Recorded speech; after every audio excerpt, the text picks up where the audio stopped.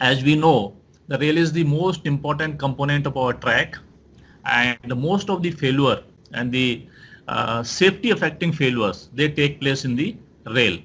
So we'll try to understand what are the various causes of the rail stresses, and proper understanding of rail stresses, its causes will help us in better maintenance of track, right? And that will basically tell us how to manage the stresses in rails in a better manner so that the fractures, buckling, etc. does not take place. Okay, so we will try to understand that. We will not go in much theoretical discussion as well as detailed calculations. We'll try to understand the things in a more qualitative manner. Okay. So I will start with the introduction, and as you know, Indian Railways has been increasing the axle load over last few years, and we have been trying to increase the speed also, right? So this is brief overview how the axle loads have increased over Indian Railways. So it's a very recent last 2 decades phenomena I'm going to talk to you. So till 2006, we had the axle load of 20.32 tons, right? So that was called the, depending upon the carrying capacity. As per the carrying capacity of our goods wagons, the axle load used to become at 20.32 tons. Now, at that time, it was felt that our network is congested, but we have to carry more load. We have to transport more goods. So it was decided to increase the axle load to 22.32 tons simply by permitting extra loading in the same wagons and by doing some modifications in some of the wagons. So जितना carrying capacity था उसके ऊपर 6 plus 2, right? So that decision was taken in 2006, and subsequently this was increased to 22.9 tons, right? And that loading, what we call is 6 cc plus 8 plus 2, right? And this was permitted to be run at 75 kmph maximum. Okay, so the loads have increased from 20.32 tons to 22.9 tons during this period. And then in 2010, we decided that in future we will be running 25 ton axle load, and on some of the routes already 25 ton axle load has started running, and on the routes which will be feeding the DFCCIL, we call them feeder routes, on that also 25 ton axle load trains are going to run. So basically we can say that 25 ton axle load is now the standard loading standard on Indian Railways. Okay, on DFCCIL we have still gone for higher loading. Their systems are being designed, especially the bridges are being designed for 32.5 ton bridges and formation. But for the time being, they will run the trains with 25 ton axle load. So basically they have designed the track for 25 ton axle load, or rather rail. In fact, the sleepers also they have designed for 32.5 ton. Rails are designed for 25 ton axle load, right? So basically you can say that 25 ton to 32.5 ton axle load is going to be a norm on Indian Railways in future. Okay. Similarly, we are going to increase the speed also, right? And we will be having the mixed traffic. Passenger trains are supposed to run now up to 160 kmph, and slowly it's a plan to upgrade the speeds up to 200 kmph, right? So we will be having mixed traffic, slower trains, goods trains with heavier axle load like 25 tons, and the speedier passenger trains.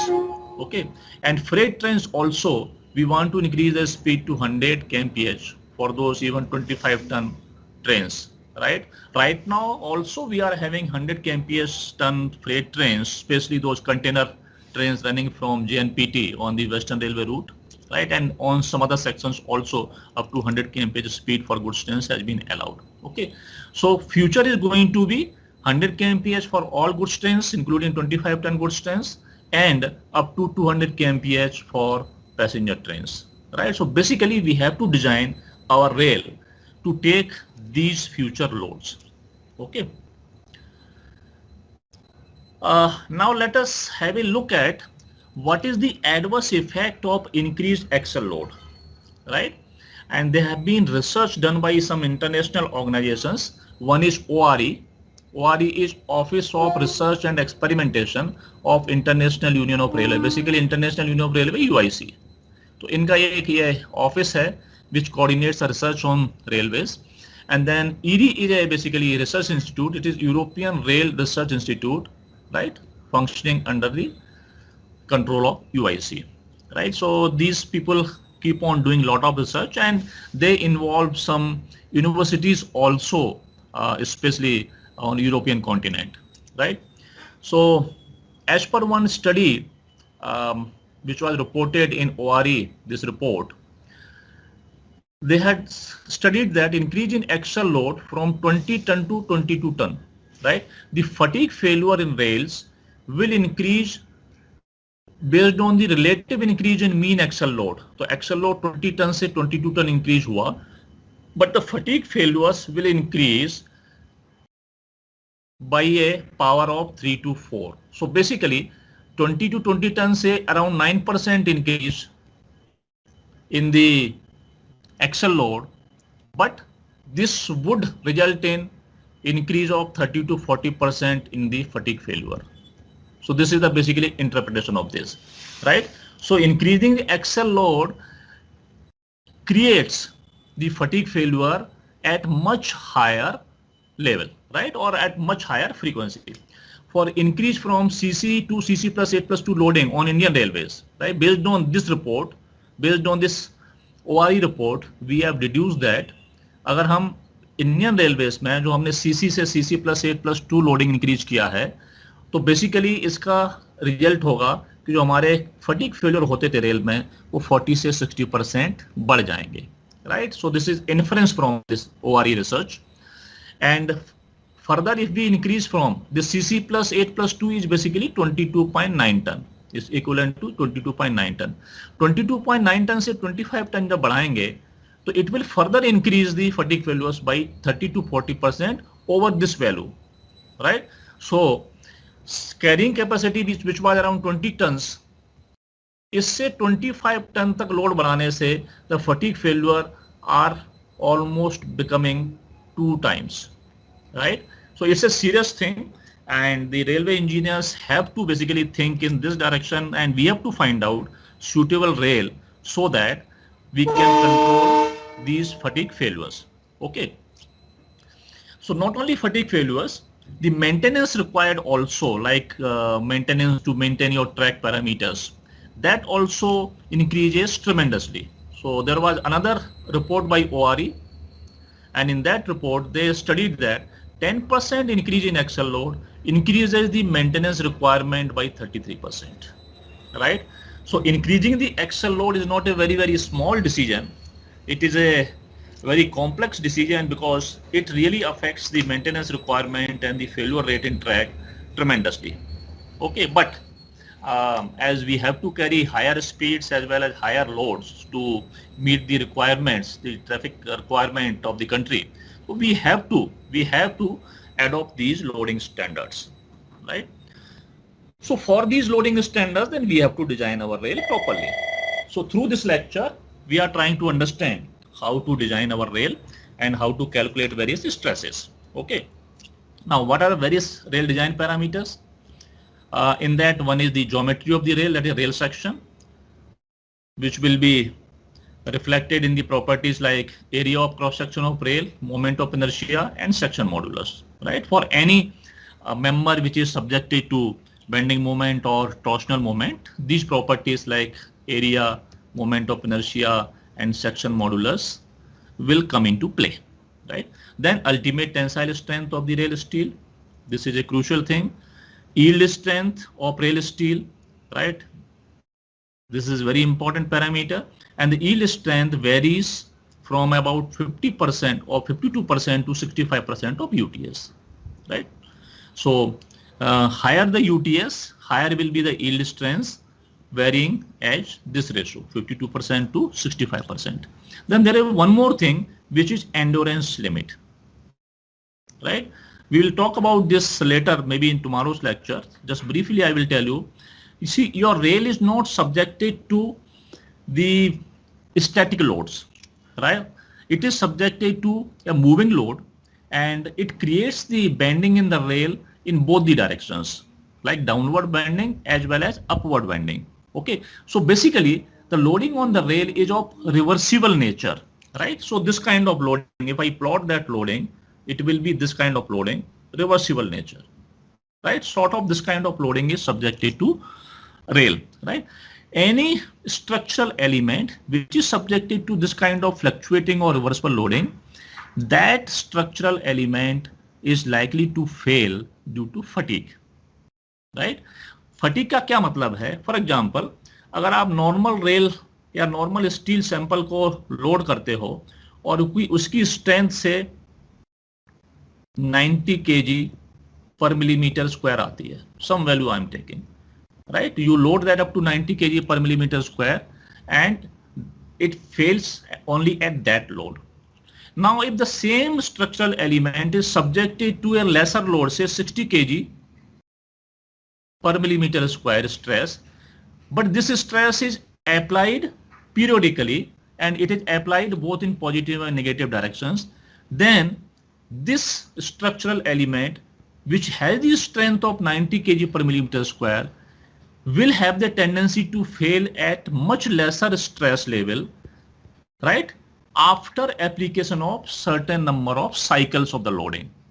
Okay, so this is called basically the fatigue of the material, right? So when the material is subjected to the reversible loading, cyclical loading, it is likely to fail at much lower level of stress, right? But of course, after sustaining certain number of cycles. So in the rail, this kind of analysis also becomes important. And for that purpose, we have defined one endurance limit, right? Endurance limit is basically that limit of stress below which the material will not fail due to fatigue, right? So that is basically, I will explain this in detail tomorrow when we talk about the this kind of failure. Okay. Then this is the basically your stress strain curve for the rail steel, and we are permitting in the rail the stresses up to yield strength, right? Yield strength तक हम stresses permit करते हैं, so there is nothing to fear कि yield strength तक permit कर दिया तो क्या होगा? Rail has or the steel has much more reserve strength, because from this is the ultimate strength, right? And then beyond ultimate strength also the fracture will take place when the elongation is this much. Okay, so it is perfectly safe to permit the stresses up to yield strength, right? So no issue with that. Some people fear that why we should permit the permissible stresses up to yield strength. So now let us discuss the various strength parameters. One is ultimate tensile strength. Minimum UTS specified in IRS T12209. What is this IRS T12209? It is the specification for rail steel. Indian Railways specification for rail steel, right? तो इसके हिसाब से जो हमारा minimum UTS prescribed है अभी वो 880 है, 880 grade rail, which is 880 megapascal. Megapascal means your Newton per millimeter square. If you want to express this in kg per millimeter square, it will be 90 kg per millimeter square. So this is the minimum UTS prescribed in our specification now. Older rails of 72 UTS are out of the specification now, right? And this UTS, how do measure it? जब manufacturing plant में steel बनता है तो उसकी जो quality checks हैं उसके हिसाब से इसको मेजर किया जाता है. And RDS also during its inspections they measure this strength, right, to have the quality check. Now we have higher grade strength also, that is 880 grade. The CR is chromium grade, and it is UTS is 880 megapascal. In kg per millimeter square, it is 110 kg per millimeter square. So basically, in our specification, right now we have these two kind of rail steels: 90 kg per millimeter square, the popularly known as 90 UTS rail, and 110 kg per millimeter square, right? This is the rail that we are using mostly, and this rail has been used in some small stretches but not become predominant. Okay, so 90 kg per millimeter square is the main rail that we are using. Now yield strength, that was the ultimate strength. Now what is the yield strength? Yield strength is the strength that basically the stress beyond which we do not allow the stresses in the rail in working condition. Okay. Yield strength also prescribed in our IRST 2009. For 880 grade steel, that is for 90 UTS rail, the yield strength prescribed is 460 Newton per millimeter square, right? So basically when we do the rail stress analysis, we have to ensure that the stresses in rail are not going beyond this limit, 460 Newton per millimeter square. It is about 52% of this your 880 or 90 UTS, right? जो आपका UTS है उसका 52% आप निकालोगे तो ये इतना आएगा 460 न्यूटन पर millimetre square. For 1080 grade steel, the yield strength is 560 MPa, right? And this is also about 52% of UTS. So basically, for Indian Railway steel, as per the Indian Railway specification, the yield strength is 52% of UTS, right? Whereas world over, they have achieved around 62% to 65% of UTS, right? Same UTS के लिए yield strength आप better achieve कर सकते हो by having better control over the manufacturing and by controlling the microstructure of the rail, right? So Indian Railway also moving in that direction, and in fact, few months back, or rather around a year back or so, we have issued improved specification in the form of R260. तो आप लोगों को भी कभी ये R260 rail अभी supply होनी start हो गई होंगी, right? In R260 steel, the yield strength, even though it is only 90 UTS steel, 90 UTS rail, but its yield strength is better, right? I will explain this in the subsequent para. Okay. So with better manufacturing processes, it is possible to improve yield strength to about 65% of UTS. And recently RDS was issued R260 specifications. R260 rail steel has yield strength of 550 Newton per mm square in place of 460. For the same grade of steel, 880 grade, by changing the chemical composition slightly and by improving the manufacturing process, now we have prescribed 550 Newton per mm square. The R260 is basically the specification followed over European railways. So we have copied that specification, right?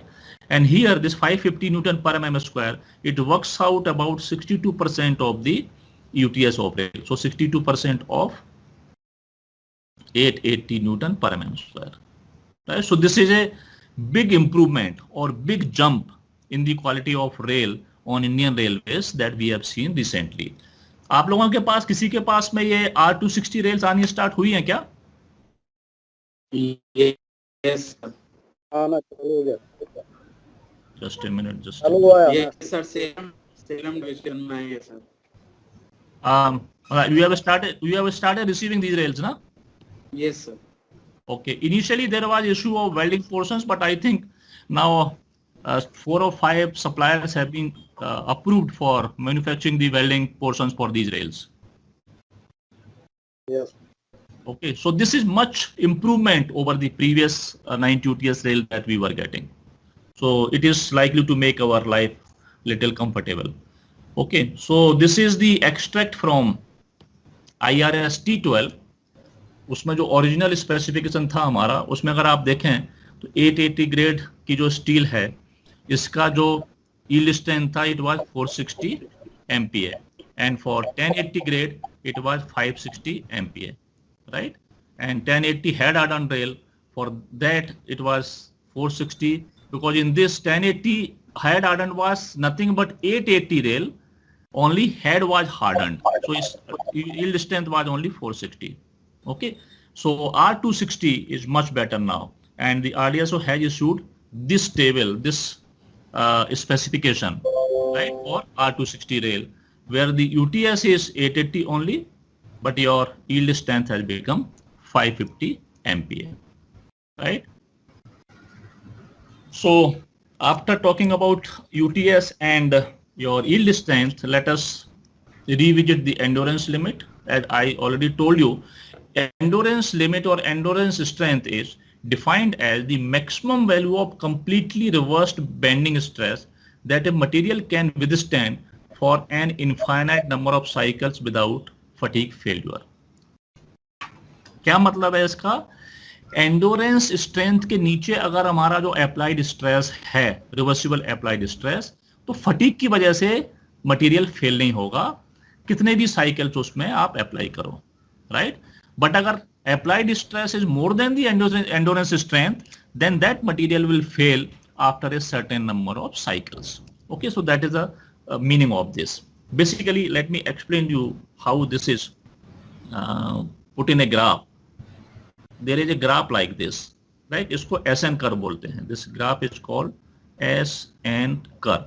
Here this is number of cycles, loading cycles, and this is basically the reversible stress, right? So if I apply up to this, say UTS, this is ultimate tensile strength of the material. If I applied ultimate tensile strength stress equal to this, then it will fail, the material fail in one cycle itself, because जैसे ही आप UTS पे पहुंचे material fail हो गया, right? Here this is the endurance limit.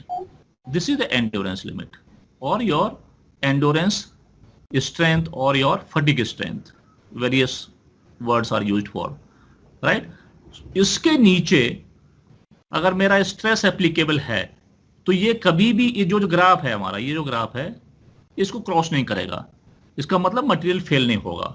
But अगर यहाँ पे कहीं पे, for example if this is the stress applied, right, then this material will fail corresponding to this point. जितने भी नंबर ऑफ साइकिल आएंगे, यहाँ पे ये नंबर ऑफ साइकिल होता है, for example it might be 5 into 10 to power 6 cycles, for example. Okay, so for if I apply this level of stress, this material will fail at 5 million cycles. But if I apply only this level of stress, then this material is not going to fail. So this is the basically concept of the fatigue failure, right? So the endurance strength or endurance limit also becomes an important parameter for rail design. And for our earlier rail, our old 90 UTS rail, this endurance limit was 330 MPa, right? Even though your yield limit was 460, ultimate strength was 880, but the endurance limit was only 330. इसका मतलब यह है कि जो reversible stress था, अगर वो 330 MPa के अंदर रहेगा, तभी ये मटेरियल फटीग में फेल नहीं होगा, राइट? अभी जो R260 रेल है उसके लिए एंडोरेंस लिमिट कितना है, इसको अभी एस्टेब्लिश करना है. Okay, so there are some concepts. Now it is 11:30 and we can break for tea. Okay, so we will assemble again at 11:45, right? और उसके बाद में बाकी की जो चीजें हैं रेल स्ट्रेसेस से रिलेटेड, उसके बारे में चर्चा करेंगे. ठीक है? Good morning. स्टार्ट करें. We talked about various strength parameters of the rail, like ultimate tensile strength, yield strength, then its endurance limit or fatigue strength, right? So now let us talk about stresses in the rails. What are various types of stresses? Now rails are subjected to mainly these 5 types of stresses. One is residual stress, right? Residual stress is basically gets induced in the rail during the manufacturing of the rail, right? We'll talk about this later in detail. Then thermal stresses due to temperature variation. So now we have the track in the form of long welded rails. In long welded rails, since the rail is restrained against expansion or contraction, so that results in the thermal stresses. Then bending stresses and torsional stresses due to wheel load. तो train चलने की वजह से wheel load आता है, and wheel load का dynamic impact भी होता है, उसकी वजह से बेंडिंग स्ट्रेसेस आती हैं रेल में, प्लस उसकी वजह से टॉर्शनल स्ट्रेसेस भी आती हैं, right? Then there is something called stresses due to miscellaneous factors. What are those miscellaneous factor? One is flex laying of rails on curves. Curve में आप जब रेल को ले करते हो तो रेल स्ट्रेट नहीं होके बैंड हो जाती है, तो उसकी वजह से भी रेल में स्ट्रेसेस इंड्यूस होती हैं, and then differential temperature on two faces of rail. So when rail is laid in the field, it may so happen that one face of the rail is subjected to direct sunlight, another face is in shade. So that also will lead to some stresses in the rail, right? Then there is one more thing which is called rail wheel contact stress. It is basically very high level of stress induced at the rail and wheel contact, right? Because rail और wheel का जो contact होता है, that contact patch is very small, maybe around 1 square centimeter or 10 mm by 10 mm or 8 mm by 8 mm. So that small patch, the entire wheel load gets transferred through that small patch, right? And there will be high level of stresses at that location. So those stresses also very, very important for rail, right? So basically all these 5 type of stresses are there in the rail, and we will discuss one by one. Now stresses 1 to 4 are called bulk stresses. They are found in the entire body of the rail, right? So entire bulk of the rail. So they are called bulk stresses, and they are used for rail design on yield strength criteria. So basically we calculate these bulk stresses, and the sum total of these bulk stresses should not be more than the yield strength of the rail. So in that design criteria, these bulk stresses are used. Contact stresses are responsible for rolling contact fatigue. आपने rail के head में जो भी problems होती हैं, आपने देखा होगा कि हेड शेलिंग होती है, हेड में माइक्रो क्रैक्स डेवलप होते हैं, हेड में plastic flow of the metal आप लोग देखते हैं. ये सारा जो है ये हाई कॉन्टैक्ट स्ट्रेसेस जनरेट होती हैं, ये उसका रिजल्ट है, right? And the sum total of this kind of phenomena is basically rail contact fatigue, right? Rail contact fatigue is because of the high stresses, fatigue failure in the rail head takes place. जो एक prominent that kind of failure is kidney flaw. आप लोगों ने देखा होगा कि rail head में flaw की वजह से किडनी शेप का फ्लॉ डेवलप होता है, and after some time the rail breaks, right? उसमें आप देखेंगे तो वो किडनी टाइप का एक ओल्ड फ्लॉ दिखाई देता है. तो that is basically the result of rolling contact fatigue due to high contact stresses, right? So it's also very important to learn about those stresses and to control about those stresses. In addition to these stresses, there are some other things like fracture toughness and fatigue crack growth rate. एक बार जो crack start हो गया rail head पे fatigue की वजह से या कहीं और, उसका क्रैक का ग्रोथ रेट क्या है? अगर क्रैक का ग्रोथ रेट बहुत कम है तो रेल की लाइफ ज्यादा होगी. In spite of the crack initiating, rail will serve for more days as compared to the rail where the crack growth rate is high. So these two things are also important in the rail design and the performance of the rail. Right. Now following 3 failure criteria are normally adopted while deciding a suitable rail section. One, yielding under combination of bulk stresses. Right? In the previous slide, item number 1 to 4, they make the bulk stresses, and those stresses put together should be less than the yield stress. Contact stresses from rail or rolling contact fatigue consideration, right? And then fatigue due to bending stresses under cyclic loading, right? ये जो bulk stresses थी, इन bulk stress में से जो bending stress है due to wheel load, उसकी वजह से fatigue failure तो नहीं हो रहा. And basically जिसको हम endurance limit की बात कर रहे थे, that endurance limit comes into picture when we talk about this. So rail में जो fatigue failure होते हैं 2 तरह के होते हैं. एक तो जो बेंडिंग स्ट्रेसेस की वजह से, दूसरा जो रोलिंग कॉन्टैक्ट फटीग, जो हैवी कॉन्टैक्ट स्ट्रेसेस हैं रेल व्हील और रेल हेड के लेवल पे, उसकी वजह से. So 2 type of fatigue phenomena can take place in the rail. Normally this is well under control, but this RCF is a highly problematic location, right? And to control this we have introduced what we call is rail grinding. आप लोगों के यहाँ शायद चल रहा होगा. So far we have only 2 rail grinding machines, but many more machines are under procurement, and slowly in a few years almost all important routes of Indian Railways will be covered under rail grinding.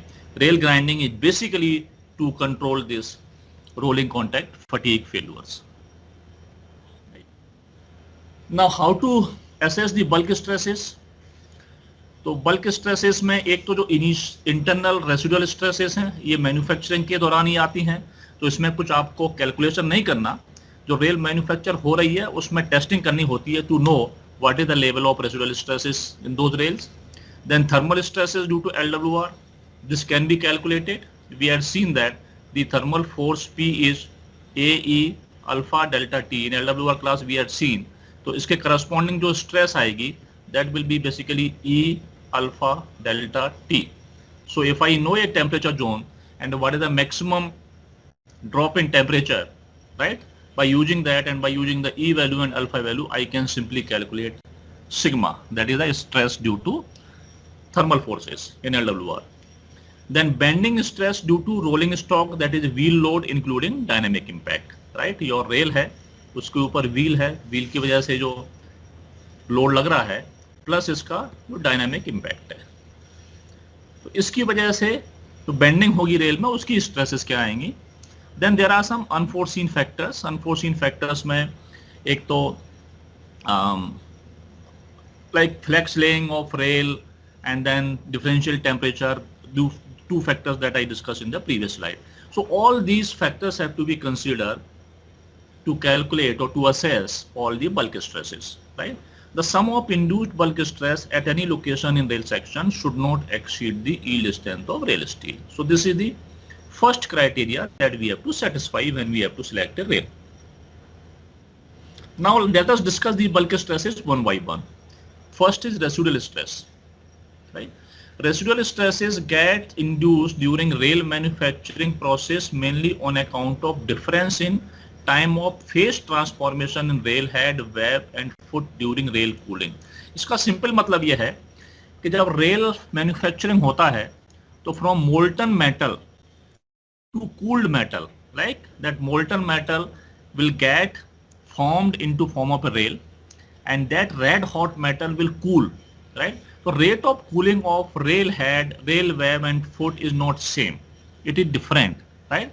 So the transformation of that rail steel from molten state to solid state takes place differently in rail head, web and foot. The time of the solidification is different, right. उसकी वजह से उसमें internal stresses induce होती हैं, right. Then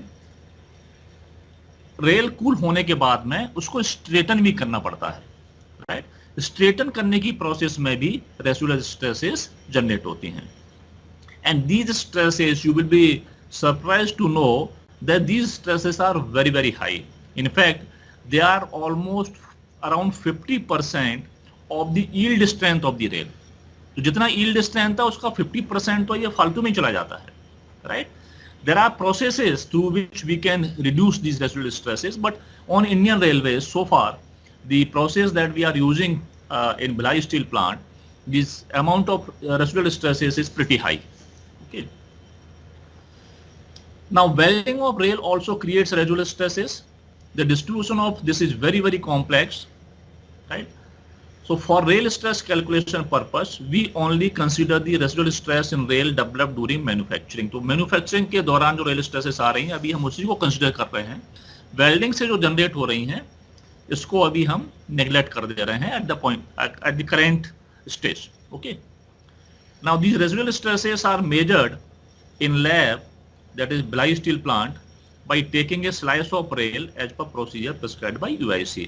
आप rail में से एक स्लाइस कट किया जाता है, पतला सा रेल का क्रॉस सेक्शन कट किया जाता है और फिर उसको एक मेथड है UIC ने प्रिस्क्राइब की हुई है मेथड, उस मेथड से जो रेसिडुअल स्ट्रेसेस कितनी है उस स्टील में वो कैलकुलेट की जाती है. And this picture shows the distribution of rail stresses across the depth of the rail section, right. यहाँ पे आपको rail section दिख रहा है and these stresses are basically at the this vertical axis, along the vertical axis at the mid of the rail, right. So if you plot these rail stresses here, let me explain. This is tensile stress, this is pressure, so basically it is compressive stress, and this is value 0, right. And these stresses and residual stresses are in the form of longitudinal stresses, means they are along the length of the rail. तो ये अगर cross section पे आप इस पे देखेंगे तो ये perpendicular to this cross section होंगी वो, right. So they are basically in the longitudinal direction. Now if you see these values, ये जो बैंड आपको दिख रहा है एक, राइट, ये जो बैंड जिसमें हैचिंग है, this band is basically for the new rail from the rolling mill, right. ये इस बैंड के, इसका जो वेरिएशन है नॉर्मली इस बैंड के अंदर होता है, right. And what are the values, if you see in the head, it is from somewhere like maybe this is 100, then it might be around 75 and it might be around 250, and these are the tensile stresses. So somewhere from 75 to 250 Newton per mm square in the head, tensile stresses, and at mid height of the rail they are compressive stresses and going up to almost 190 MPa, right. And this value will be around maybe around 70 or 75 MPa, right. And similarly at bottom, at foot, again it is from this point up to this point, so this point also around 75 MPa, and this is almost up to 300 MPa, right. So very huge stresses get induced in the rail, right. ये जो firm line है बीच में दिख रही है इस band में, this is the basically the stress under rail traffic. जब ट्रैफिक चलना स्टार्ट होता है तो ये इसका जो पैटर्न है रेसिडुअल स्ट्रेसेस का, ये चेंज हो जाता है. And you can see in the head it becomes basically compressive stress. From tensile stress initially it becomes compressive stress. बाकी का जो पैटर्न है वो ऑलमोस्ट उसी जैसा रहता है, right. So this is a typical distribution of the residual stresses in the rail section. Okay. Now when we calculate the rail stresses, there are certain locations which become very important. One is जहाँ पे wheel touch करता है rail head को, at that location. So for example this area. Then another area is the center of foot, and third is this corner of the foot. Okay. Now these residual stresses which have been shown here, they are basically for the central location along the vertical axis, right. Now what will be the stress here? Here it is as per Indian specification, at center we are taking it to 40 MPa, the maximum value, and at foot we are taking it as around 57 MPa, right. In kg per millimeter square, if you see, so this is 24.5 kg per millimeter square, and this is around 6 kg per millimeter square, right. So when I am calculating these stresses here, the residual stress will be 6 kg per millimeter square, but when I am calculating at center foot, then residual stress will be 24.5 kg per millimeter square. So difference is huge, almost 4 times. The residual stress at center foot is almost 4 times. Now, until few years back, in fact until 2017 or so, उससे पहले 2017 से पहले, ये जो residual stresses आपको दिखाई है मैंने प्रीवियस स्लाइड पे, ये वाली स्लाइड पे, इसको हम कंसीडर ही नहीं कर रहे थे. इसके बारे में इंडियन रेलवेज में अवेयरनेस ही नहीं थी, and we were not considering it, and we were simply taking only 6 kg per millimeter square residual stress throughout the section of the rail. इस 6 kg वो भी 1986 से लेना स्टार्ट किया था. 1986 के पहले इसका कंसेप्ट ही नहीं था, ये भी नहीं ले रहे थे, right.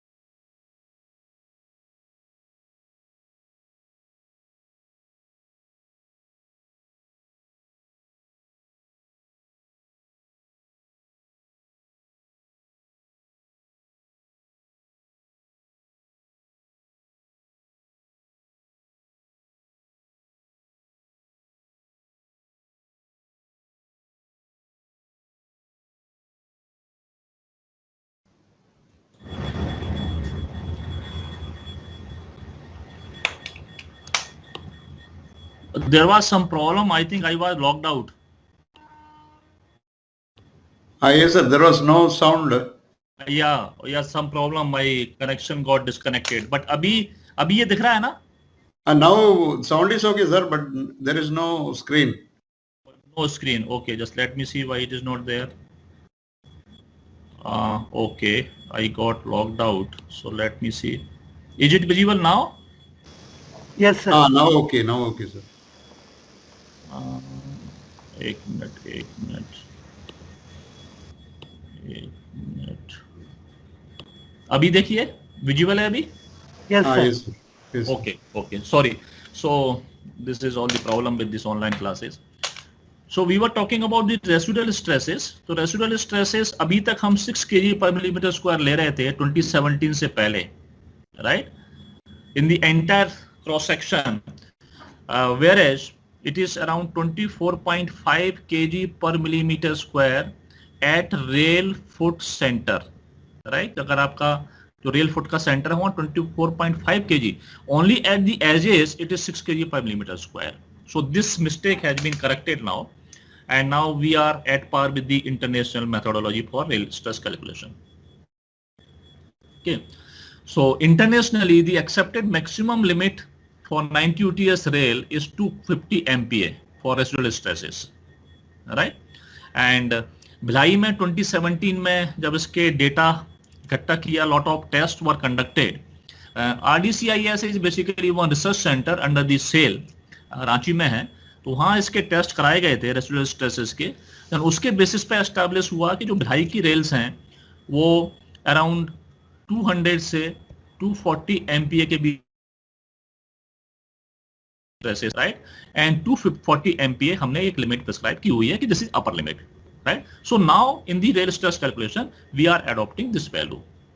Okay, this is at rail foot center and edge of the rail foot में है ये 59 MPa, which is equivalent to 6 kg per millimeter square, right? So remember these two things: 240 MPa at rail foot center and 59 MPa at bottom edge corner of the rail foot, right? These two locations are important from rail stress calculations. I am not talking about the other locations because these two locations, one is rail foot center and that is the foot corner. Thus, these two things are important. So the residual stresses are these values at these locations. Okay. So that is all about residual stresses. Now let us come to thermal stresses. It is very easy to calculate thermal stresses, right? They are due to restraining of rail in LWR. And RDSO has done the calculation only for zone 4 because zone 4 the temperature variation is maximum. So and we have to have our rail fit for all the zones. So this is the most critical. So we have considered zone 4 for this purpose, right? For zone 4, if you see the distressing temperature for 52 kg and 60 kg rails is Tm plus 5 to Tm plus 10. For rail stress calculation, the average value Tm plus 7.5 has been taken for this distressing temperature, right? And Tm is 30 degrees centigrade for zone 4. For zone 4 अगर maximum आप लेते हैं तो 76 degree centigrade temperature है, minimum 0 है, right? And इसका जो mean है वो 38 आएगा. तो from this 38 add 7.5 and you will get TD as 45.5. Once you know this TD and you don't know the T minimum, right? So difference is 40.5 minus 0, that is 40.5, right? By using this value in this formula, E alpha delta T, here delta T is 45.5. When you do these calculations, you get the thermal stresses as 11.32 kg per millimeter square. So this is also quite substantial level of stress, 11.32 kg per millimeter square, right? Then stresses due to unforeseen reasons. As per an estimate made at RDSO in 2006, stresses in the bottom flange of rails on account of flex laying on a 4-degree curve for 52 kg and 60 kg rails are 5.88 kg per millimeter square and 6.22 kg per millimeter square due to flex laying, right? One side solar radiation, the difference in the temperature on sunny non-windy side and shadowy windy side can be as high as 7 degrees. Rail में, तो इसकी वजह से भी आपकी additional stresses आती हैं.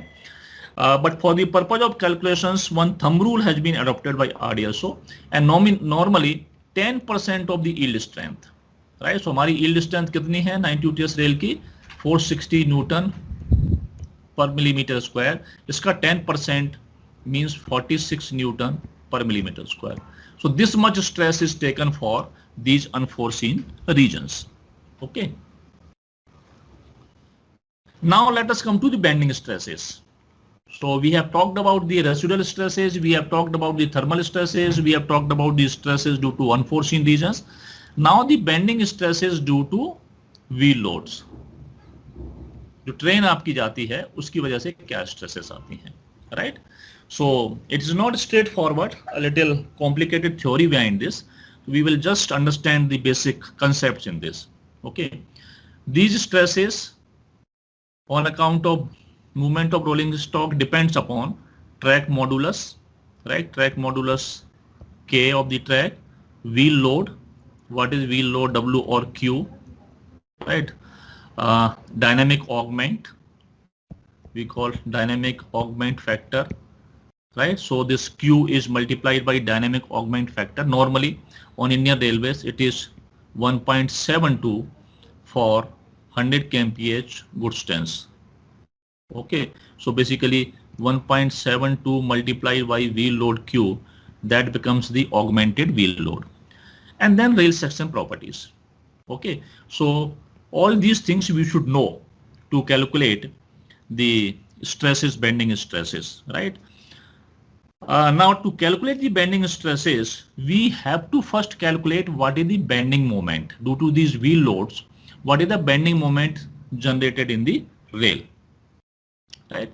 So this bending moment is calculated on the basis of one theory. That theory is beam on elastic foundation model. Right. I will talk about this later. And Indian Railways ने जो methodology adopt की है on this basis, that is described in one technical monogram number 12 published in 1959, and they have taken the guidance from Track Loading Fundamentals book published by Mr. C.W. Clark. So this is the references for the purpose of calculation of the bending moment. And this is the theoretical concept, right? Considering track as infinitely long rail, that is CWR track, with bending stiffness of rail as EI, continuously supported on an elastic foundation. So rail is assumed, यहाँ पे ये rail है आपकी, it is assumed that it is supported on a continuous elastic foundation. This is basically elastic foundation. What is the foundation for rail? It is basically your sleepers, fastenings and ballast bed, right? So it is assumed it is a continuous bed of elastic foundation. उसके ऊपर आपकी rail supported है, right? And this elastic foundation is having the track modulus K. Okay, so this is the concept, theoretical model on the basis of which we solve this problem. So here this wheel load Q is applied, right? This is EI is the modulus of or the bending stiffness of rail, and minus infinity to plus infinity means it's an infinitely long rail, right? So from this location of wheel load, if I take some distance x and want to calculate what will be the deflection function Wx at that location, see, once I know the deflection function, I can use that deflection function to calculate the bending moment also. Okay, so structurally these problems are solved that we first find out what is the deflection function, and the equation, the differential equation governing this kind of arrangement is given by this. It's basically a fourth order differential equation, right? This differential equation is solved by various techniques. Here Wx is deflection at distance x, EI is bending stiffness of rail, and K is track modulus, right? So we are not going into derivation of this equation and solution of this equation. I will just discuss the final solution. Okay, how do we define the track modulus? It is defined as load per unit length of rail to produce unit deflection. कोई भी stiffness हम जो define करते हैं या modulus define करते हैं, this is basically track stiffness modulus. That is defined as load required for unit deflection, right? Since here the track is a longitudinal member, so we take the load per unit length. like load per unit length. So it will be in the form of kg per centimeter per centimeter. So kg per centimeter is the load per unit length, and this per centimeter is basically for the deflection, right? So this will be the track modulus. Now, when we solve that equation, we get the bending moment function like this. This is the bending moment at distance x from the wheel. This is the wheel applied, and this is the location distance x from that wheel. So this function is QL upon 4 and then multiplied by a function called shape function. And this shape function is given by this trigonometric function. So don't get bothered about this. Just try to understand that bending moment is given by this formula. Okay. And when x is 0, it means at the same location where the load is applied, at x equal to 0, this function becomes 1. Right? So the maximum bending moment under single load will be QL by 4. Okay. And then away from the load, it is governed by this shape function. Okay. Here we have defined one more parameter L, which is characteristic length. Characteristic length defined by this formula, 4 EI upon K raised to power 1 by 4. Right? So this formula, and for deflection we have this formula. Right? Where this eta x is another shape function like this trigonometric function. Okay. Basically, mostly we will deal with this bending moment function. Okay. Now, in this slide, this is the variation of bending moment and deflection away from the application of wheel load. Right. So this was our formula that we had seen on the previous slide. Right. And this is the shape function, and L, this is the characteristic length. Right. Now here in this you see the red line. This red line, this is basically your bending moment line. Right. Here it is written relative bending moment. Why it is related? Because maximum bending moment at the location where the wheel is applied, we have normalized that to 1. So with respect to this 1, now this bending moment is there. Right. So you can see how this bending moment is varying. So directly under the wheel load, the bending moment is 1. Then it goes on reducing as we move away from the wheel. And at this location, this point, which is 1 by 4 pi L, 1 by 4 pi L from the wheel, the bending moment changes sign. Right? Here it is a kind of like sagging bending moment, then it becomes a hogging bending moment. Okay. And it becomes 0 at this point.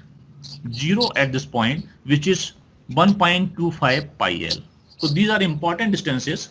1 by 4 pi L, the bending moment becomes from sagging to hogging, and at 1.25 pi L, the bending moment becomes 0. उसके बाद में आप देखेंगे again it becomes sagging, right? So this kind of thing.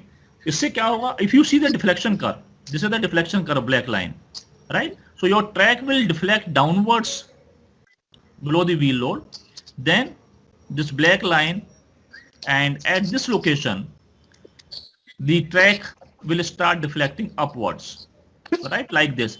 So basically when the load is applied, immediately below the load, track will deflect downwards and thoda dur usse, and that length is at this location jahan pa ye 3 by 4 pi L hai, this location, the track will lift. So after few sleepers, after the wheel, the track will have tendency to lift upwards. Okay. So this kind of behavior is taking place when the wheel load is applied on the this track, and this is on the assumption of that rail is resting on a continuous elastic foundation. So beam on elastic foundation concept. Okay. Now अगर वो shape factor जो था उसका graph अपन देखें तो basically this will be the graph of that shape factor. This A जो A लिया है यहाँ पे, जहाँ पे ये basically bending moment का shape factor है. तो A, this value we have seen in the previous graph, it was 1 by 4 pi L, right? So 1 by 4 pi L we have written as A. At this point, basically your bending moment is changing from like sagging to hogging. Okay. And at 5A distance, this bending moment basically becomes तो 1/4 pi L into 5 अगर आप करेंगे तो basically it becomes 1.25 pi L, जो कि previous slide में दिखाया था आपको। यहाँ पे बेंडिंग मोमेंट आपका 0 हो जाएगा और इसके बाद में थोड़ा सा ये डाउन जाता है, इसमें दिखाया नहीं है, इसमें ये डाउन जाता है इस तरह से, right? Okay, now we don't have only individual wheels. When the train is running on the track, there will be wheels after like in succession, like so you can have one wheel, then another wheel, and another wheel. Now let us try to understand how the presence of these wheels affect the bending moment at location of say wheel 1. अगर मुझे wheel 1 की location पे bending moment निकालना है तो wheel 2 का impact क्या है, वहां पे wheel 3 का इम्पैक्ट क्या है. Like this we can go on calculating the impact of many other wheels also.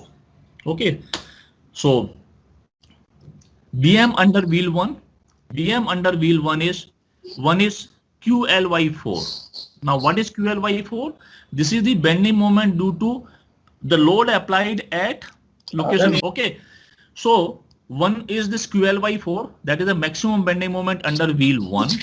Now this one, second term, is the contribution of wheel 2 to the bending moment at the location of wheel 1, and this third term is the contribution of wheel 3 to the bending moment at the location of wheel 1.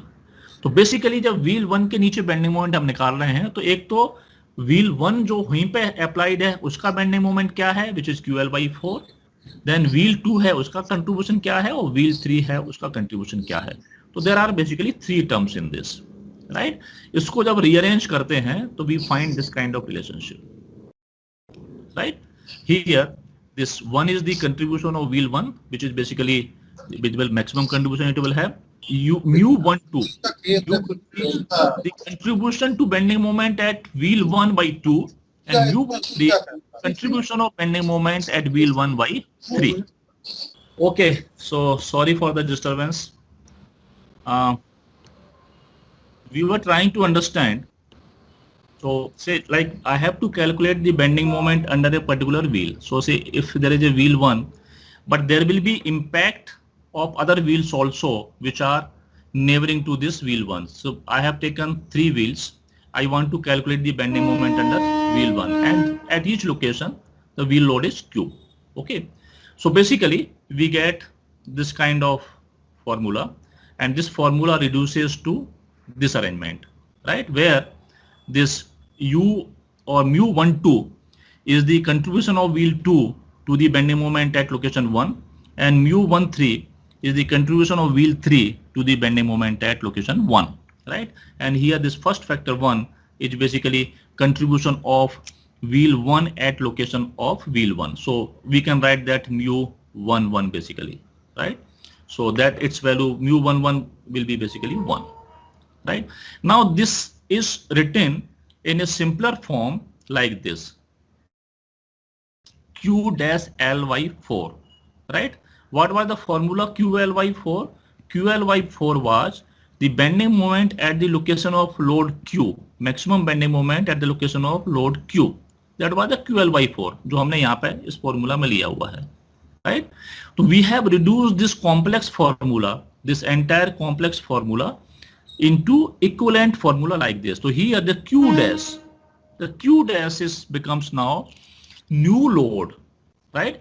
Which is showing the effect of wheel 1, 2 and 3. All 3 wheels contributing to the bending moment at the location of wheel 1, right? And that load, new load, is shown as Q dash here, and it is known as net virtual wheel load under wheel 1. Rather than doing all these calculations, we adopt this simplified process. Okay, so Q dash is different from the wheel load because Q dash includes the impact of all the 3 wheels, right? So this is basically how we calculate the impact of multiple wheels. Now to understand this, excuse me sir, yeah, sir अगर wheel 2 के under में लो bending moment निकालना है तो wheel 1 और wheel 3 का sign same रहेगा ना? या अगर नहीं, अगर व्हील 2 के अंदर आपको निकालना है, व्हील 2 के अंदर आपको निकालना है, तो आप व्हील 2 के अंदर इसका जो आएगा वो तो सिंपली आपका QL/4 आ जाएगा, राइट। Yes sir. और इसका इम्पैक्ट अगर दोनों के बीच में डिस्टेंस सेम है तो वो सेम आएगा, वो डिस्टेंस के ऊपर डिपेंड करता है, राइट। अगर आपका ये जो डिस्टेंस x1 दिखाया यहाँ पे और ये जो डिस्टेंस आएगा यहाँ पे, अगर दोनों सेम है तो उनका इम्पैक्ट सेम आएगा। अगर डिस्टेंस डिफरेंट है तो डिस्टेंस के हिसाब से आएगा। जो आपके फैक्टर्स हैं इनमें देखिए ये डिस्टेंस है, राइट, ये डिस्टेंस के ऊपर डिपेंड करता है, ठीक है। दोनों केस में ऐड ही होगा सर ना, प्लस माइनस तो नहीं होगा ना? नहीं, वो ऐड होगा या माइनस होगा इससे समझ में नहीं आएगा, वो मैं आगे की स्लाइड में दिखाता हूँ।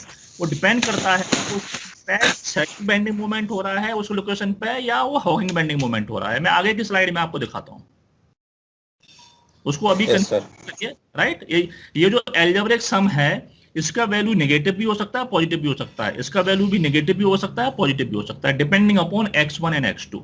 ओके, आगे दिखाता हूं आपको, डोंट वरी।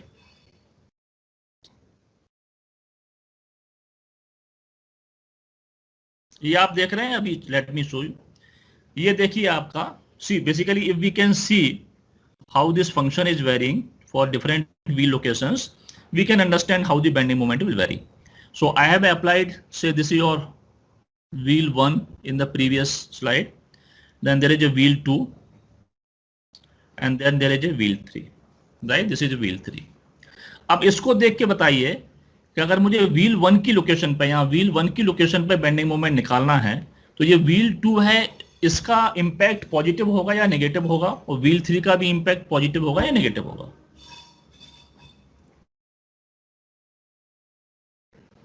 व्हील 1 की जगह से की वजह से बेंडिंग मोमेंट यहाँ पे 1 है, व्हील 2 की वजह से जो बेंडिंग मोमेंट है, because this your shape function is now going up, it means it is showing a hogging bending moment. So basically presence of wheel 2 and presence of wheel 3, because here also this is hogging, it is reducing the net bending moment at the location of wheel 1. ठीक है, ये इसके अगर ये distance और ज्यादा होगा, ये 5a जो डिस्टेंस है यहाँ पे, ये इसका इंपैक्ट 0 हो गया। आगे जाके ये ग्राफ थोड़ा सा नीचे जाता है और यहाँ कोई व्हील आएगा आपका, यहाँ पे कोई व्हील आएगा तो ये फिर उसको बेंडिंग मोमेंट में ऐड करेगा, तो इसका इंपैक्ट पॉजिटिव होगा, इसका इंपैक्ट नेगेटिव है और इसका इंपैक्ट नेगेटिव है। ये कौन पूछ रहा था सवाल, अभी क्लियर हुआ आपको? Yes sir, yes sir.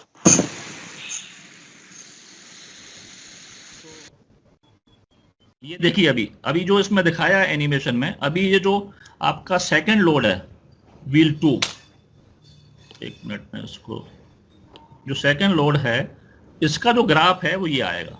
अभी एक मिनट, ये आया ग्राफ इसका, राइट। सेकंड लोड का ग्राफ आया, अभी जो मैं लाऊंगा वो थर्ड लोड का ग्राफ आएगा। ये थर्ड लोड का ग्राफ आ रहा है। तो जो सेकंड लोड का ग्राफ है ये वाला, इसका इंपैक्ट Q1 की जगह पे क्या है, ये Q1 की जगह पे ये वाला इंपैक्ट है, और जो थर्ड है उसका इंपैक्ट Q1 की जगह पे ये वाला इंपैक्ट है। उसको अभी दिखाता हूं मैं आपको, ये दिख रहे हैं आपको। सो this is basically at the location of 1 due to 2, this is 2, this is 3 and this is 1, and this one is the impact of location 3 or wheel 3 at the location of wheel 1, ये नीचे वाला। तो ये basically क्या कर रहे हैं, ये इसका जो बेंडिंग मोमेंट था इसको कम कर दे रहे हैं। ये जो बेंडिंग मोमेंट था ये इसको कम कर दे रहे हैं कि because this bending moment is of opposite nature, right. So these adjacent wheels are basically reducing the bending moment under this single wheel. Okay,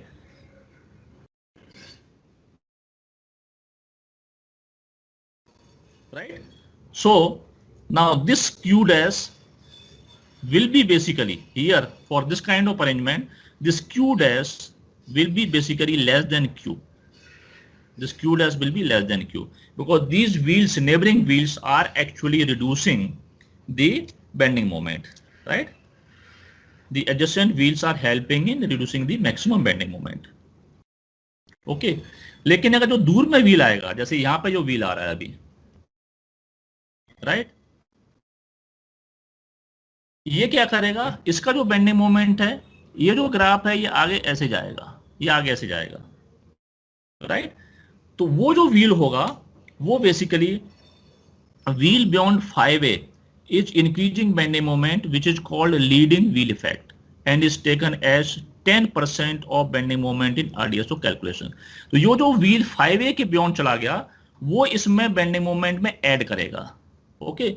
so this is called leading wheel effect. And previous one जो था, previous slide में हम जो देख रहे थे, ये adjacent wheel effect, right? So there are two kind of wheel effects. One is adjacent wheel effects. They are actually reducing the bending moment, and the leading wheel effect, the wheel which is little away from the location where we are calculating the bending moment, right? This location, इसकी वजह से positive या additive effect आएगा इसका, और ये bending moment को increase करेगा।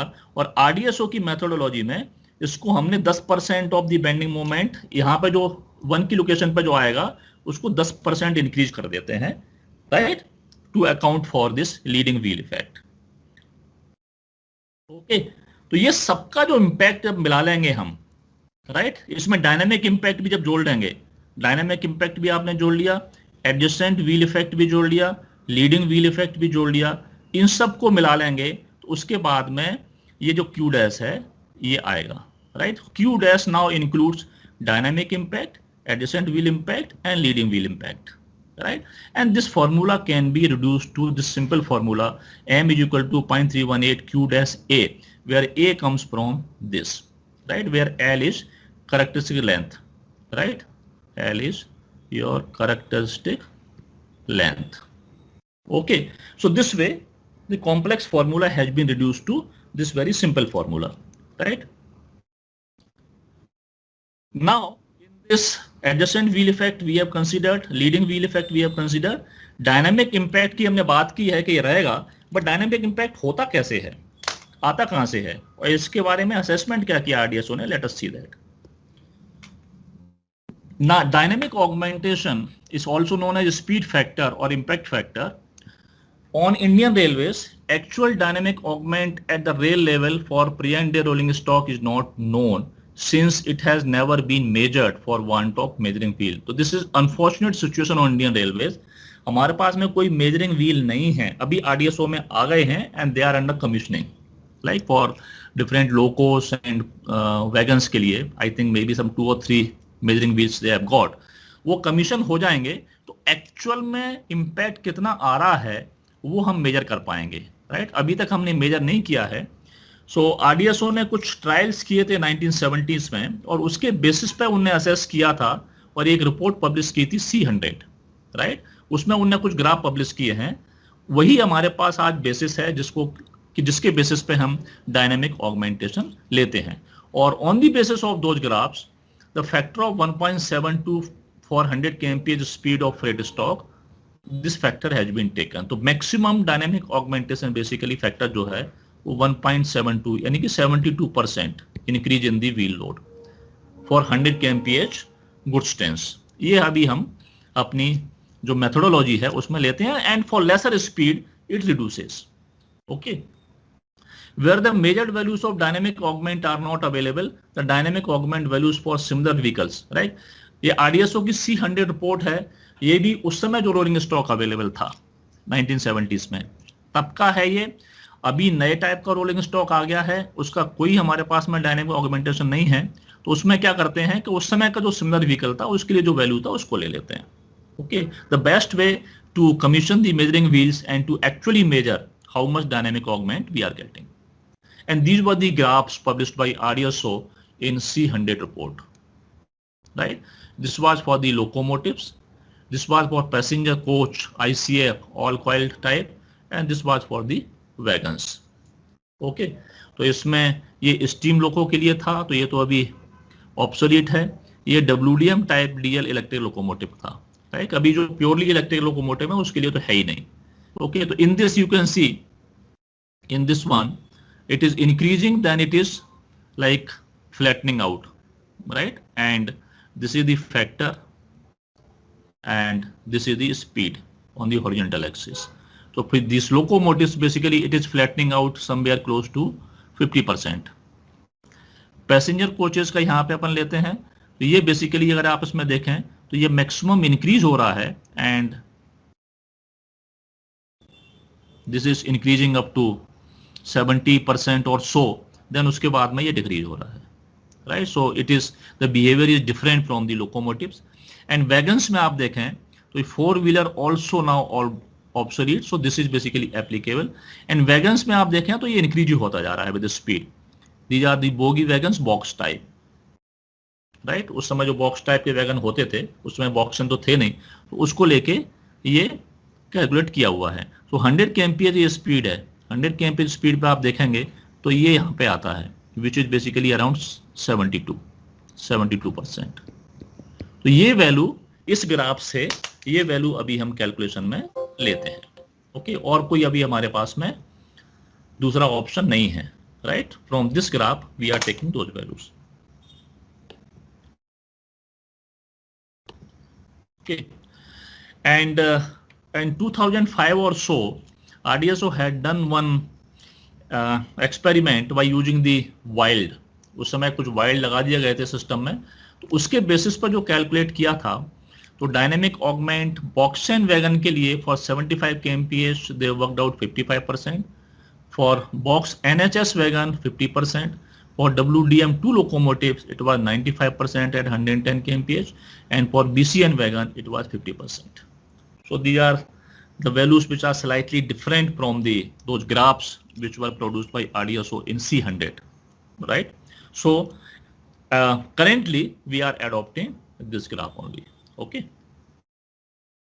on World Railways they have a different system of calculating this dynamic augmentation factor. This details I have taken from Aswell's book. They have this kind of formula. The dynamic augmentation factor DAF is equal to 1 plus T into phi for speed less than 60 kmph and 1 plus T into phi multiplied by this factor for speed 60 to 200 kmph. This is much more scientific because what they have done is they have taken this T factor depending upon the importance of the location or the component of the track, right. For example, T is equal to 1 is taken if we want to calculate the contact stresses or stresses on the subgrade. 3 is taken if we want to calculate the rail stresses or the stresses in the fastenings and sleepers supports. Okay, if we take 3, then the confidence level of the probability is 99.7% that this will not be exceeded. If we take 1, then confidence level is only 68%. So depending upon the importance of the stress calculation, they have taken these factors. So this is basically a mathematical probabilistic model. Okay, then they have taken this factor phi depending upon the track maintenance also. If track maintenance is very good, it is 0.1. If it is bad, it is 0.3. Like in our case, that 1.72 factor is basically applicable for all kind of components of the track, whether you are calculating the contact stresses or bending stresses or the stresses on the formation, right, plus for all kind of maintenance, right, whether very good maintenance or bad maintenance. So basically this approach is much more scientific, and probably there is a need on Indian Railways to update our methodology and to make it more scientific and more rational. Okay, but till we do something with this, we are going to use that 1.72 factor for 100 kmph good stance. Okay, and for lesser speed from the same graph we can read the value which will be less than 1.72, right.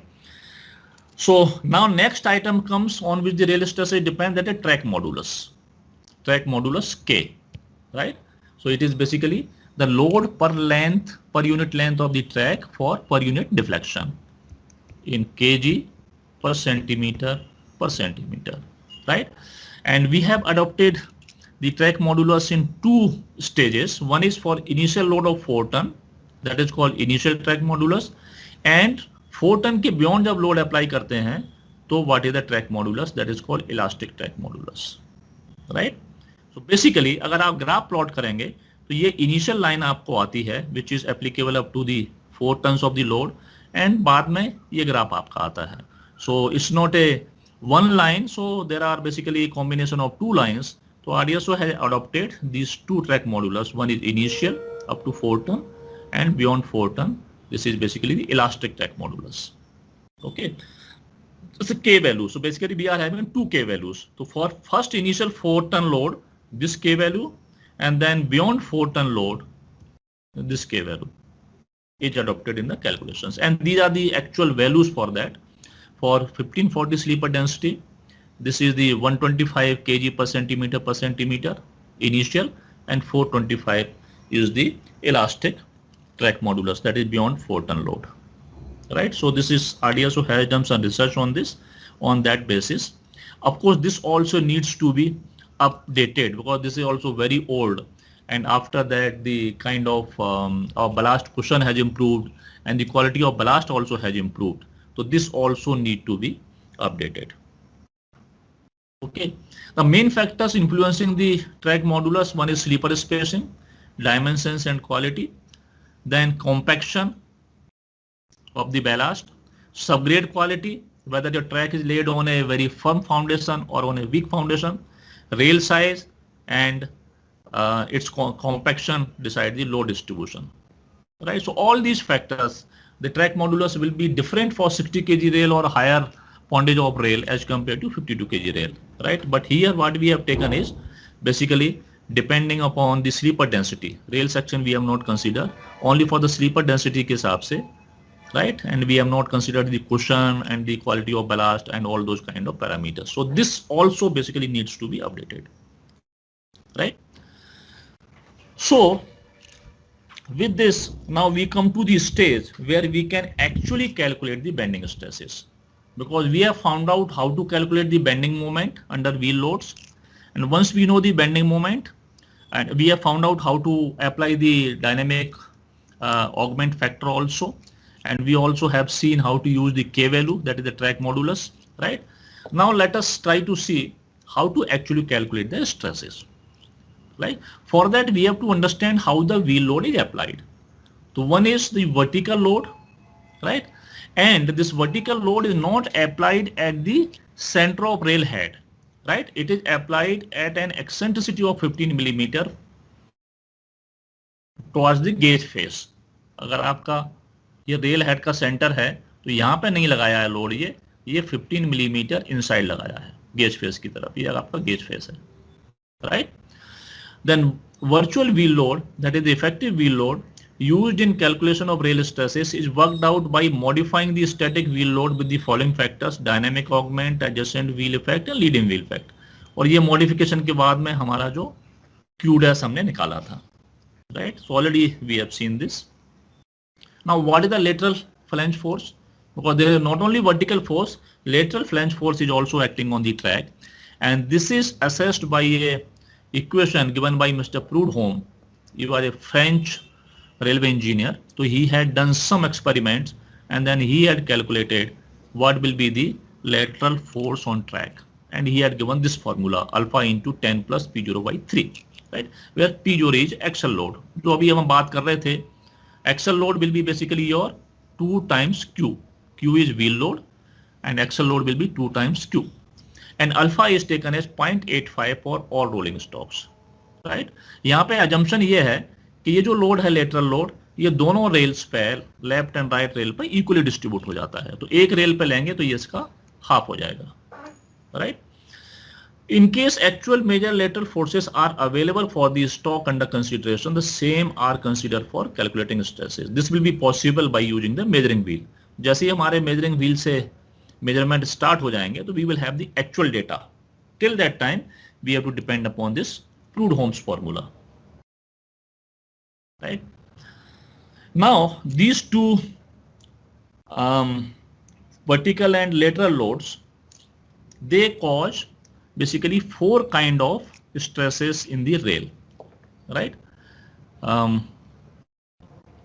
one is stress due to vertical load. Okay, so for bending stresses we consider these 4 type of situations. One is stress due to vertical load based on bending moment calculated from the beam on elastic foundation theory. Then stress due to torsion caused by eccentricity of vertical load, जो Q load है उसका जो 15 millimetre हमने eccentricity लिया था, उसकी वजह से कितना टॉर्शन क्रिएट होगा, उसकी वजह से क्या स्ट्रेसेस आई हैं. Then stresses due to torsion caused by the lateral load, जो लेटरल लोड लग रहा है उससे भी टॉर्शन क्रिएट होगा. And stress due to lateral deflection caused by the lateral load. Right. So vertical load is having two effects. One will be the bending moment as if the wheel load was applied at the center, and another will be the torsion created by the 15 millimeter eccentricity. And the horizontal load also will have two kind of effects. One is twisting and another is bending, right? And this analysis was first done by Mr. S. Timoshenko and Langer in 1932. See, rail is not a easy cross section. Rail is a very, very difficult cross section. In fact, it is one of the most complicated cross section for the purpose of stress analysis, right? And this problem was first solved by Mr. Timoshenko and Langer in 1932, right? They published a detailed paper on this. And what they had done was this eccentric wheel load, vertical load and lateral load now can be decomposed in these three combination of these three loads. Right here you see, this is the actual situation where vertical load applied at an eccentricity E. We have assumed this E as 15 millimeter and horizontal force Y given by that Prudhomme's equation. Right. Now these can be composed in these three components. Right. One is the centrally applied vertical load. Right, because this vertical load जो eccentricity पे applied है, that is equivalent to centrally applied vertical load plus a bending moment of Q multiplied by E. So that kind of bending moment, that bending moment is basically in this second figure, right? QE here. And ये जो horizontal load लगा है, this is basically equivalent to horizontal load applied through the shear center. This is shear center. Shear center का मतलब ये होता है कि कोई भी फोर्स जब shear center of the section लगाएंगे तो उससे प्योर बेंडिंग होगी, उससे ट्विस्टिंग नहीं होगी. राइट. तो ये जो हॉरिजॉन्टल फोर्स हेड में लगा है, it is equivalent to the horizontal force y through shear center plus y into h. This h is the distance from the application of that force up to the shear center. So this y into h, so this will be the basically bending moment. Like here, this bending moment acting in this direction. This Q and E, because Q is on the left side, actually this bending moment is acting in the opposite direction, right? So YH acting like this, QE acting like this. That's why the YH minus QE. So this is the net bending moment, MT, right? So centrally vertical load Q, net bending moment, and this horizontal force Y. ये तीनों की वजह से जो stresses आती हैं, we have to calculate that and we have to superimpose those stresses, right? That will be the basically real-time stresses. Now on Indian Railways, when we have done the calculations, we have found that the stresses at the center foot at the bottom are maximum. अगर यहाँ पे हम निकालें, यहाँ पे stresses maximum आती हैं. Now at this location, the stresses due to MT is 0 and stresses due to this Y horizontal force is also 0. Right? इनकी वजह से ये corners पे stresses निकालेंगे तो heavy stresses आएंगी on all these corners. Right? But at center of bottom foot, the stresses due to MT and stresses due to Y are 0. So basically, we are left only with the first case. Of course, we have to do the calculation for all cases and then find out which one is more critical. But on Indian Railways, we have found this first one. The contribution of this is the critical, right? So even if we calculate these stresses only, it's good enough. And calculating this stress is very straightforward. Simply, your maximum stress will be the maximum bending moment divided by your section modulus. Right now it will have two section modulus because its neutral axis will be somewhere here. One will be your distance yt to the top and yb to the bottom. Right. So depending upon whether you are calculating the stress at bottom or top, right? Z normally for tensile stress is sigma equal to Bm upon ZB. Simple calculation we can do for this bending stresses. Okay, and these are basically critical locations. One is this location and F2, F1, but as I told you, in our case F2 has been found to be more critical. Okay, so the stresses at F1 and at H3, they are not critical. There one more location in this rail head, and this is the corner of the bottom of rail head here. This location, right? This is also important. Now you tell me, if the vertical load is applied, ये आपका rail है, और अगर vertical centre में भी vertical load Q applied है, तो यहाँ पे स्ट्रेसेस किस तरह की स्ट्रेसेस आएंगी? And here this is your neutral axis. Can someone tell me what will be the nature of stresses here? They will be tensile or compressive? Tensile. Tensile क्यों होंगी? आपका न्यूट्रल एक्सिस है, neutral axis के ऊपर है, ये neutral axis के ऊपर है, ऊपर से क्यू फोर्स लग रहा है, तो इसमें ये लोकेशन पे जो कॉर्नर में बताया है, टेंसाइल आएंगी या कंप्रेशन आएंगी? आपने टेंसाइल बोला, तो कैन यू एक्सप्लेन टेंसाइल क्यों आ रही है? आप सही हैं, टेंसाइल आएंगी, but can you tell me why the tensile? Sir head में न्यूट्रल एक्सिस पर डेवलप होगा.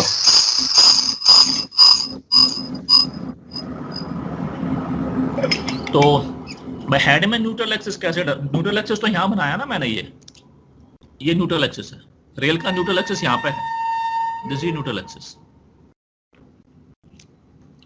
तो न्यूट्रल एक्सिस के ऊपर तो जब अपन बेंडिंग थ्योरी पढ़ते हैं, और अगर ऊपर से लोड लगा है वर्टिकली डाउनवर्ड, तो न्यूट्रल एक्सिस के ऊपर तो स्ट्रेसेस कंप्रेसिव होती है ना.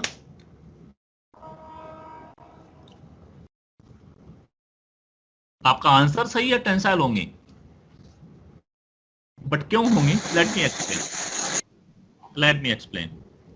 Right, see here I have made this centrally applied load. Now this rail section is not a simple beam, it's not a simple rectangular beam, or even it's not a simple symmetrical I-beam kind of thing, okay, where the simple beam theory can be applied. Here if you see the head is a massive cross section, it is resting on this web, right? It is resting on web, very thin web. So what is happening is, as if this head is a continuous beam resting on some elastic foundation provided by this web, right? So आपका ये continuous beam है जो एक elastic foundation पे rest कर रहा है. तो ये जो head है, इसका अपना अलग bending होगा.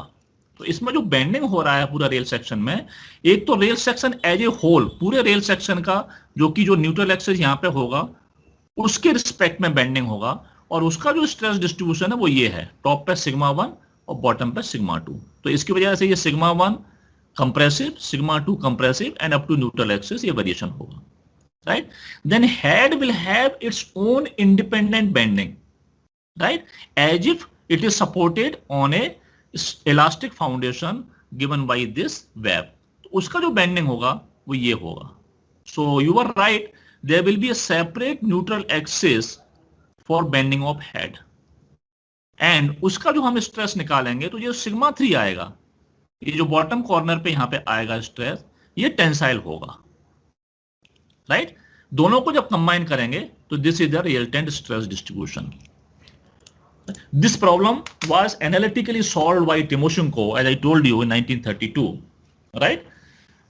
So this way we have to understand like rail is not a simple flexural member. It's because of the peculiar distribution of masses and asymmetric section, it behaves in this manner, right? Now what is the implication of this? ये bottom पे, यहाँ पे bottom corner पे अगर आपके tensile stresses आ रहे हैं, bottom corner पे, head के bottom corner पे अगर आपके tensile stresses आ रहे हैं, तो इसका कुछ मेंटेनेंस के लिए इंप्लीकेशन क्या है, मैं उसी पर्पस से इसको एक्सप्लेन कर रहा हूं कि इसका हमारे लिए मेंटेनेंस के लिए भी इंप्लीकेशन है। आप जब रेल को हैंडल करते हैं, जब आपको रेल को लिफ्ट करते हैं, कैसे करते हैं, कौन सा टूल यूज करते हैं?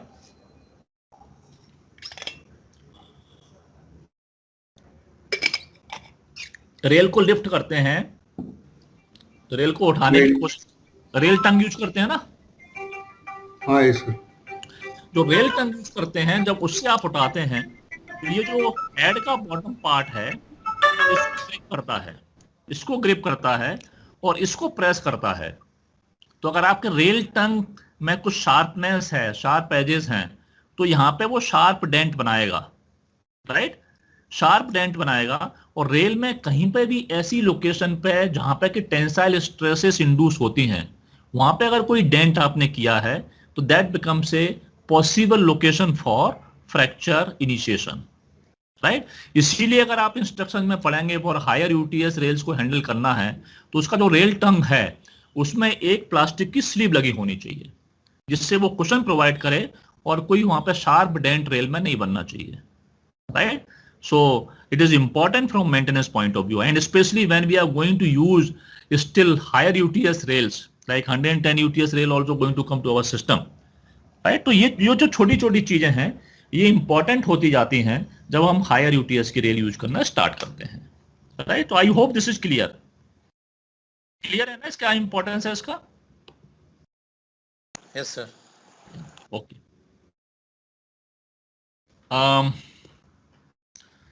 Now, what is the rail section taken for calculation purpose? Whether we have to take the new rail section or worn out rail section?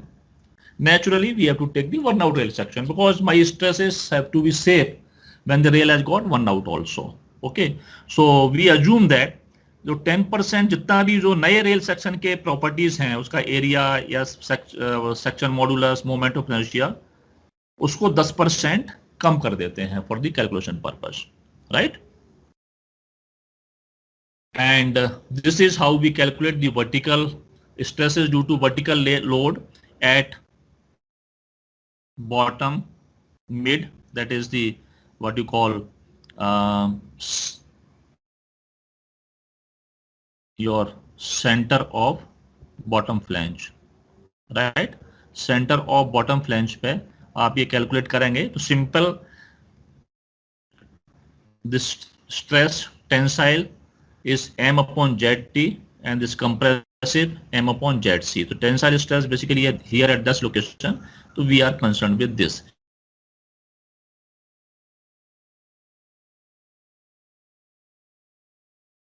It is difficult to calculate from this.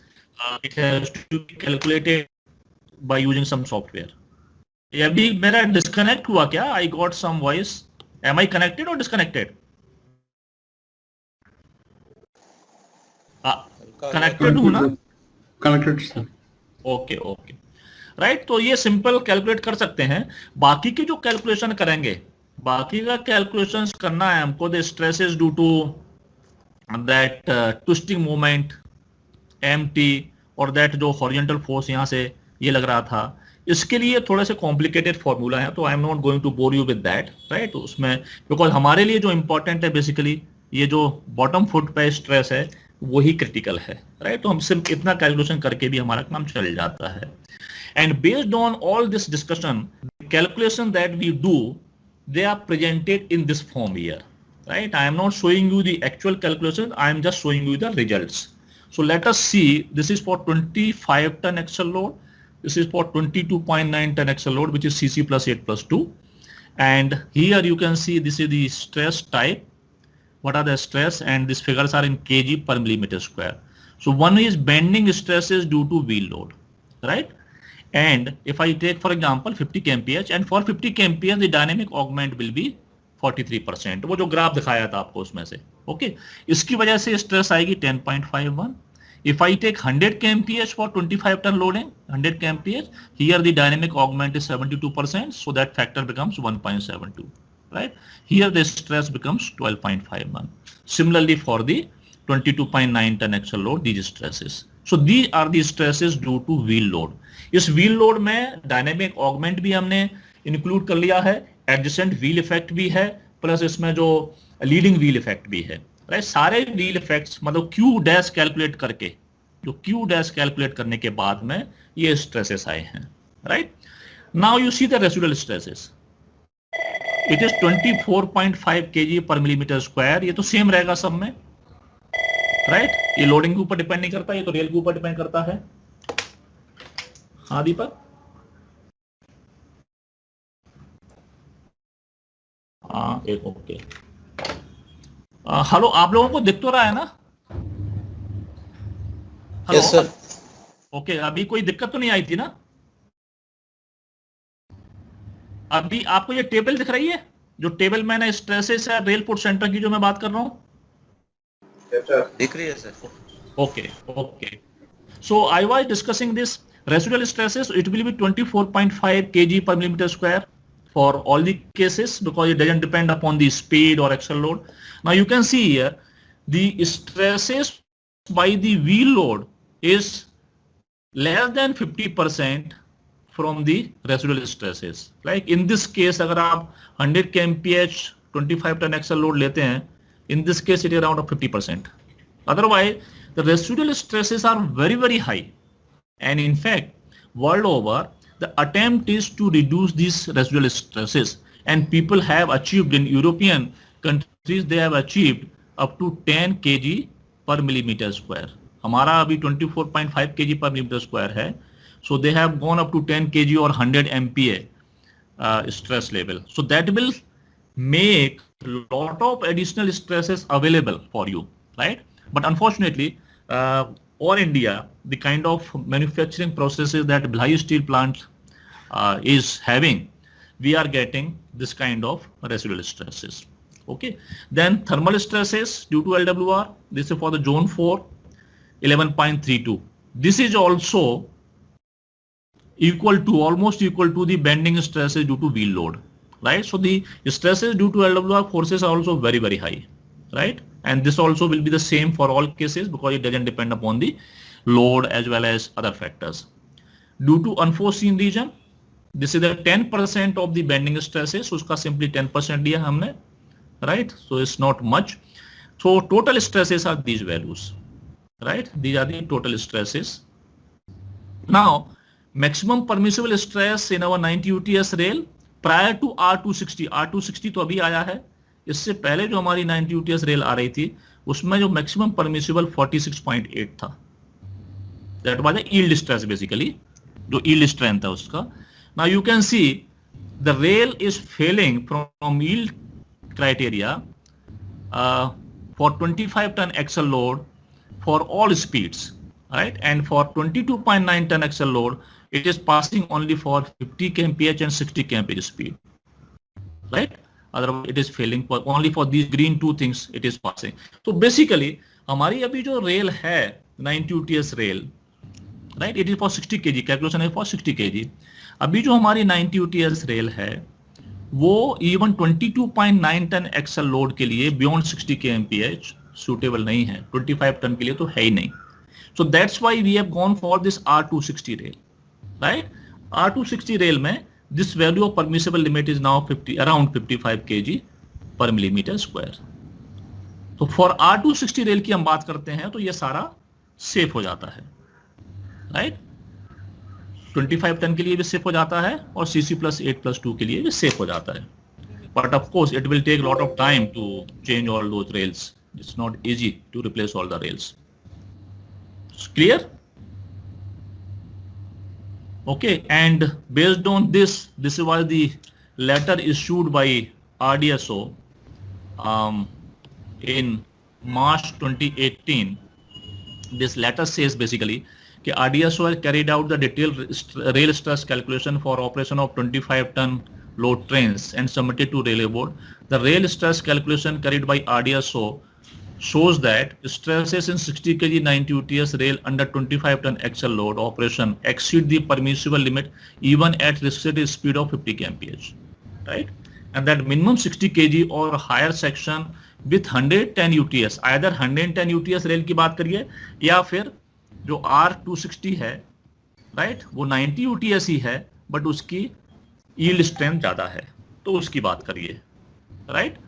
So in the first stage we have gone for this, and second stage we have to go for 110 UTS, right? There will be some problem with R260 that will be due to the contact stresses. उसके बारे में आगे बात करेंगे, आज उसके लिए time नहीं मिल पाएगा, कल के क्लास में contact stresses की जब बात करेंगे तो then we will realize कि even R260 rail is also not adequate from contact stresses point of view, right? So the future basically is about 110 UTS rails, and we are moving in that direction. Okay. Now there are some shortcomings from this method that we are adopting. What are the shortcomings? Actual dynamic wheel loads, that is vertical and lateral, are not known.